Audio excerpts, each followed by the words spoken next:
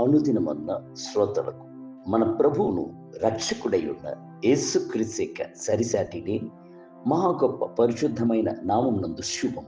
నేడు 2026 సంవత్సరము మార్చి మాసము 7వ తారీఖు శనివారం నాటి ధ్యానాంశం. అంతము వరకు ప్రేమించెను. యోహాను సువార్త 13వ అధ్యాయము 1వ వచనమందు తన వారిని ప్రేమించి వారిని అంతము వరకు ప్రేమించెను. యేసుని ప్రేమ శ్రేష్టమైనది, ఎందుకంటే ఆయన అంతము వరకు మనలను ప్రేమించుచున్నాడు. అంతము వరకు అను పదమును కాస్త ఆలోచించి చూడుడి. అంతము వరకు అనుటకు చివరి వరకు నిరంతరము నిత్యముగా అనుటయే అర్థమునై ఉన్నది. అంతము వరకు అను పదము ఆయన యొక్క లోతైన ప్రేమను మనకు వ్యక్తపరుచుచున్నది. అంతేకాదు, ఆయన మనతో కూడా చేసిన ఒడంబడికను జ్ఞప్తిపరచుచున్నది. ఏ మనుషుడైనను కల్వరి వద్దకొచ్చి, ప్రభా, నీవు నా కొరకు మరణించితివి, నా యొక్క పాపము వలన మరణించితివి, ఇప్పుడు నన్ను కడిగి శుద్ధీకరించుకొనుము అని వేడుకొనుచున్నప్పుడు ఆయన కనికరించి వాత్సల్య పూర్ణుడై అతనితో నిత్య ఒడంబడికను చేసుకొనుచున్నాడు. ప్రభు ఒక మనుషునిపై ఉంచుచున్న ప్రేమ నిత్యమైనది, ఎన్నటికి మారనిదై ఉన్నది. దానిని ఎవరైనా విరిచి వేయనే లేరు. లోకమునందు పలు రకములైన ప్రేమలను మనము చూచినను కల్వరి శిలువయందు ప్రత్యక్షమైన అట్టి త్యాగమైన ప్రేమయే మన అంతరంగమును స్రవింపచేయు ప్రేమయే ఉన్నది.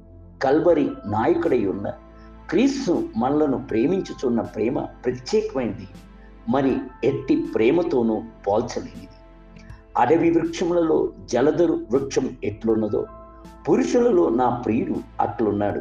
ఆనందభరితినై నేనతని నీడను కూర్చుంటిని, అతని ఫలములు నా జీవకు మధురము. పరమగీత గ్రంథము 2వ అధ్యాయం 3వ వచనం. క్రీస్తు ఈ భూమికి దిగివచ్చి మనుషుల యొక్క ప్రేమ కొరకు పరితపించినప్పుడు ఆయన యొక్క నెలవరులు ఆయనను అంగీకరించక నిర్లక్ష్యము చేశారు. కొందరు ఆయనను పాపుల యొక్క స్నేహితుడని చెప్పారు, బయల్జేబు యొక్క నాయకుడు అని చెప్పారు. ఆయన యొక్క ఉపదేశమును కఠినమైన ఉపదేశమని చెప్పారు.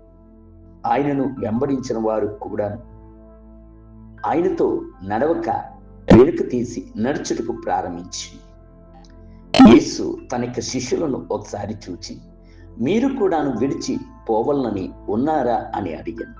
ఎంతటి దుఃఖముతో ఆయన ఆ మాటలను అడిగి ఉంటాడు అన్న సంగతిని ఆలోచించి చూడండి. మనలను ప్రేమించుచున్న ప్రభు మన యొక్క ప్రేమ కొరకు ఎంతగా పరితపించుచున్నాడు అన్న సంగతిని ఆలోచించి చూడండి. అవును, జగతుత్పత్తికి ముందుగానే ఆయన మనలను ప్రేమించెను. మన కొరకు తన్ను తాను వధింపబడు గొర్రెపిల్లగా అర్పించుకునే అంత మాత్రమే కాదు, మనుష్యుడు ఎంతగానో ప్రేమించి అతన్ని అతి శ్రేష్టముగా సృష్టించుటతో పాటు కల్వరి శిలువ యందు కూడాను అతన్ని ప్రేమించుటకు సంకల్పించి ఉండే. శిలువలో తన యొక్క రక్తమును శరీరం మన కొరకు అప్పగించుకునే. దేవుని బిడ్డలారా, ఆయన శిలువలో మాత్రము కాదు, నిత్యత్వమునందు కూడాను ప్రేమించుచున్నవాడై ఉన్నాడు. నేటి ధ్యానమునకై శాశ్వతమైన ప్రేమతో నేను నిన్ను ప్రేమించున్నాను గనుక విడువకని ఎడల కృప చూపుచున్నాను. ఇర్మియా గ్రంథము 31వ అధ్యాయము 3వ వచనం.